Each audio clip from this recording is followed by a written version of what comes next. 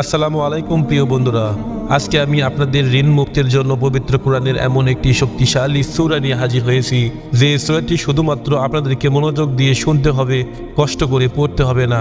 এই সূরাটি শোনার সাথে সাথে চারদিক থেকে খুশির খবর আসতে শুরু করবে, চারদিক থেকে শুধু রহমত ও বরকত বর্ষিত হবে। সূরাটি শব্দ যত দূর পর্যন্ত যাবে তত দূর শয়তান আসতে পারবে না, তত দূর পর্যন্ত আল্লাহর রহমত নাজিল হবে।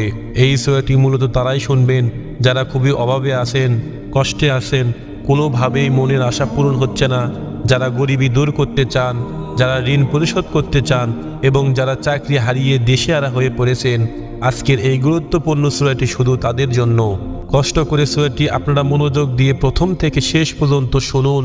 ইনশাআল্লাহ এই সূরাটি শোনার ওসিলায় আপনাদের সকল অভাব অনটন গায়েব থেকে দূর হয়ে যাবে, সকল ঋণ পরিশোধের ব্যবস্থা হয়ে যাবে, মনের সকল অপূর্ণ আশা আকাঙ্ক্ষাগুলো পূরণ হয়ে যাবে। আপনি যা চাইবেন সাথে সাথে তাই কবুল হবে ইনশাআল্লাহ। প্রিয় বন্ধুরা, এই সূরাটি আজ পর্যন্ত যারা শুনেছে তারা কেউ ব্যর্থ হয়নি, সকলের মনের আশা পূরণ হয়েছে।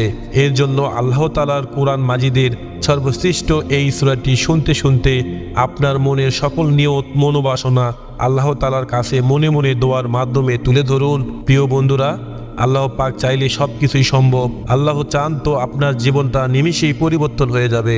সম্মানিত ভাই ও বোনেরা, জীবনে তো অনেক জায়গায় অনেক প্রচেষ্টা করেছেন, একবার না হয় কোরআন মাজিদের এই সূরাটির উপর বিশ্বাস রেখে প্রথম থেকে শেষ পর্যন্ত শুনলেন। এই সূরাটি এখন পর্যন্ত লক্ষ লক্ষ কোটি কোটি মানুষ শুনেছে এবং সকলের ভাগ্য অলৌকিকভাবে পরিবর্তন হয়েছে। এই সূরাটি মূলত কোরআন মাজিদের অন্যতম গুরুত্বপূর্ণ ও পাওয়ারফুল একটি সূরা। মনের ইচ্ছা পূরণের জন্য এই সূরাটি সর্বশ্রেষ্ঠ সূরা। আমি শুধু মুখে বলছি না, সূরাটি শোনার পর আপনারা নিজেই প্রমাণ দেখতে পাবেন। এর জন্য কোরআন মাজিদের ওপর বিশ্বাস রেখে দ্রুত সূরাটি একবার শুনে নিন। মহান আল্লাহর কাছে দোয়া করি, হে আল্লাহ, যারা যে নিয়তে যে উদ্দেশ্যে এই সূরাটি শুনছে এবং শুনবে, আপনি তাদের জীবনে সকল উদ্দেশ্য এবং মনের সকল আশা আকাঙ্ক্ষাগুলো গায়েব থেকে পূরণ করে দিন। আমিন।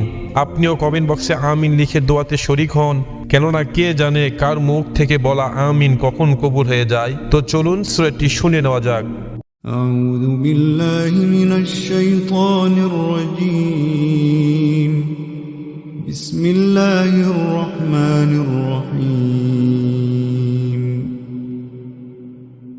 قد أفلح المؤمنون الذين هم في صلاتهم خاشعون والذين هم عن اللغو معرضون والذين هم للزكاة فاعلون والذين هم لفروجهم حافظون إلا على أزواجهم أو ما ملكت أيمانهم فإنهم غير